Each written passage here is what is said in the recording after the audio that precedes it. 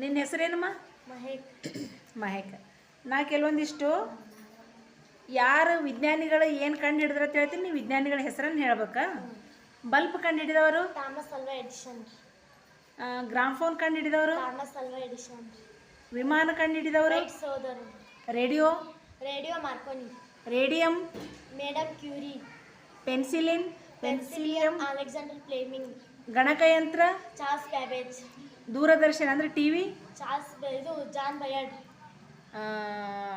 Telescope ದೂರದರ್ಶಕ Galileo. ದೂರವಾಣಿ ಕಂಡುಹಿಡಿದವರು ಗ್ರಾಹಂ ಬೆಲ್.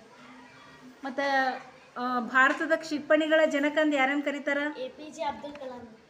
ಭಾರತದ ಬಾಹ್ಯಾಕಾಶ ಪಿತಾಮಹ ವಿಕ್ರಮ್ ಸಾರಾಭಾಯ್. ಸಸ್ಯಗಳಿಗೂ ಜೀವವಿದೆ, ಅದು ಚಲಿಸುತ್ತದೆ ಎಂದು ಯಾರು ಕಂಡುಹಿಡಿದರು? ಜಗದೀಶ್ ಚಂದ್ರ ಬೋಸ್. ಸಸ್ಯಗಳಿಗೂ ಚಲಿಸುತ್ತದೆ ಎಂಬುದನ್ನು ಕಂಡುಹಿಡಿದವರು ಆ ಬಳಸುವಂಥ ಸಾಧನ ಯಾವುದು? ಕ್ರೈಸ್ಕೋಗ್ರಾಫ್. ಕನ್ನಡ ಸಾಹಿತ್ಯದ ಹೊರಕವಿ ದ ರಾ ಬೇಂದ್ರೆ. ಅಕ್ಟೋಬರ್ 2 ದಿನಾಚರಣೆ ಮಾಡ್ತೀವಿ, ಯಾರು ಜನಿಸಿದ್ರಂದು? ಮಹಾತ್ಮ ಗಾಂಧಿ ಮತ್ತು ಲಾಲ್ ಬಹದ್ದೂರ್ ಶಾಸ್ತ್ರಿಯವರ ಜನ್ಮದಿನ.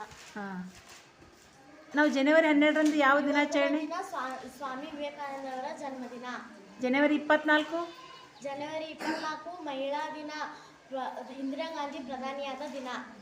ಜನವರಿ 30 ಜನವರಿ 30 ಹುತಾತ್ಮರ ದಿನ, ಮಹಾತ್ಮ ಗಾಂಧಿ ಅವರು ಮರಣದ ದಿನ.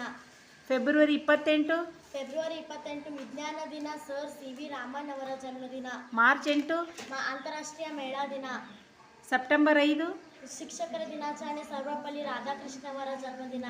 ನವೆಂಬರ್ 14 ಜವಾಹರ್ಲಾಲ್ ನೆಹರು ದಿನ, ಮಕ್ಕಳ ದಿನಾಚರಣೆ. ಓಕೆ.